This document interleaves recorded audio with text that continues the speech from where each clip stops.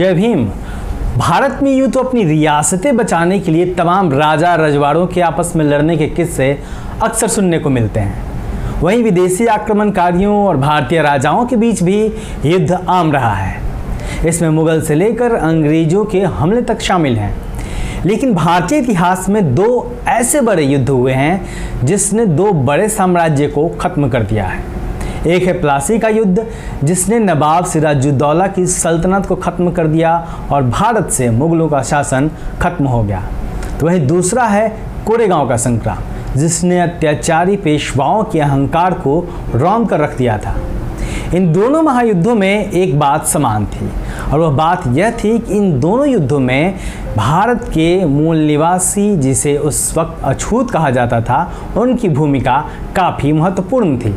इसके अलावा एक बात और समान थी, और वह बात यह थी कि अछूत मूल निवासी योद्धाओं ने अपने पराक्रम से विदेशी सेनाओं के कई गुना बड़ी फौज को रौंद डाला था।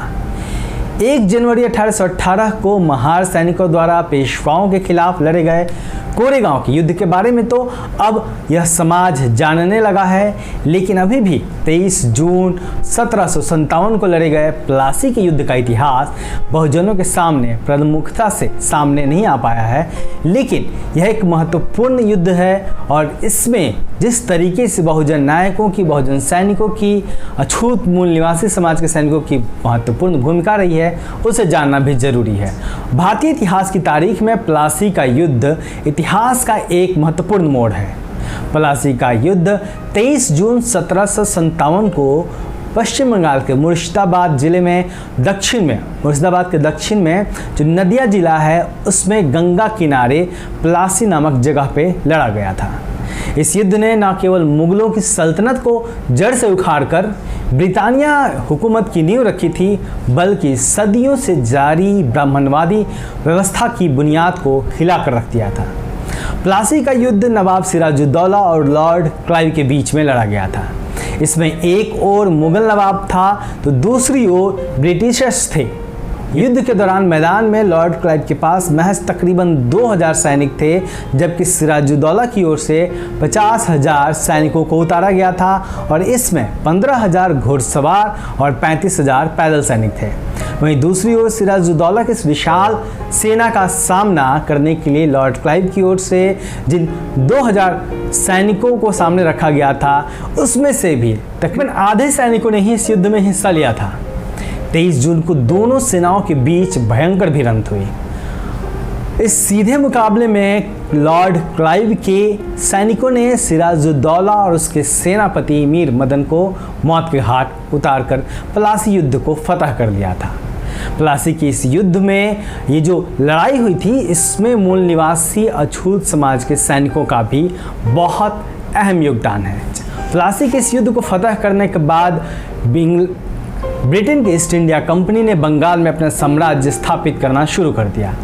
हालांकि इतिहास की किताबों में कहा जाता है कि लॉर्ड क्लाइव ने इस दौरान सिराजुद्दौला के और के महत्वपूर्ण लोगों को अपने में मिला लिया था, लेकिन कहीं ना कहीं यह युद्ध का एक हिस्सा होता है, और इससे सैनिकों की वीरता को कम करके नहीं आंका जा सकता। बाबा साहब डॉक्टर अंबेडकर ने जो लिखा है, उनकी जो राइटिंग है, डॉक्टर बाबा साहब अंबेडकर राइटिंग एंड स्पीचेज, उसका वॉल्यूम 12 में उन्होंने जो इस पर शोध किया और उसका जो निष्कर्ष निकाला, उसमें उन्होंने लिखा है कि प्लासी का युद्ध जीतने वाले मूल भारतीय सैनिक अछूत समुदाय से थे। वे लोग ईस्ट इंडिया कंपनी की सेना में भर्ती थे, वे अछूत थे। उन्होंने यह भी लिखा है कि प्लासी के युद्ध में जिन्होंने लॉर्ड क्लाइव के साथ युद्ध लड़ा, वे दुसाद समाज से ताल्लुक़ रखते थे।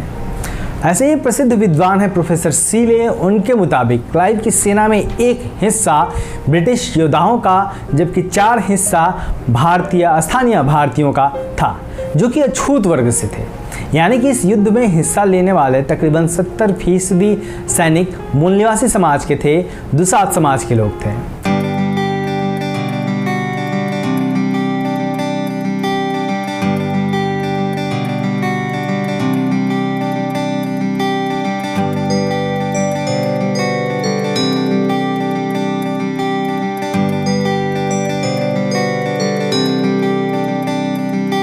हालांकि पलासी का युद्ध और खासकर कोरेगांव के युद्ध को लेकर तमाम लोग मूल निवासी समाज की आलोचना करते हैं और कहा जाता है कि मूल निवासी समाज ने भारत के खिलाफ युद्ध किया।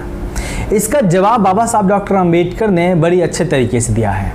बाबा साहब डॉक्टर अंबेडकर लिखते हैं कि कुछ लोग अछूतों के अंग्रेजों को जितवाने में सहयोग करने को देशद्रोहिता की संज्ञा दे सकते हैं और ऐसा कहा भी जाता है, परंतु इस मामले में अछूतों की भूमिका बिल्कुल निष्पक्ष थी, क्योंकि वह खुद की मुक्ति के लिए संघर्ष कर रहे थे। वह सिर्फ एक सेना के सैनिक के तौर पे संघर्ष कर रहे थे। जैसे बाद के दिनों में जब अंग्रेजी सत्ता आई तो तमाम उच्च वर्ग के लोगों ने भी उनके यहाँ नौकरियां की, उनके यहाँ सेना में रहे और कहीं ना कहीं अंग्रेजी शासन को सुचारू रूप से चलाने में, उसे मजबूती देने में उनकी भी एक बड़ी भूमिका रही।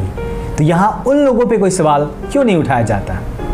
पश्चिम बंगाल के नदिया जिले में आज भी प्लासी युद्ध में लड़े वीर सैनिकों की स्मृति में एक विजय स्तंभ बना हुआ है, जैसा कि कोरेगांव के युद्ध में लड़े गए सैनिकों का विजय स्तंभ बना हुआ था।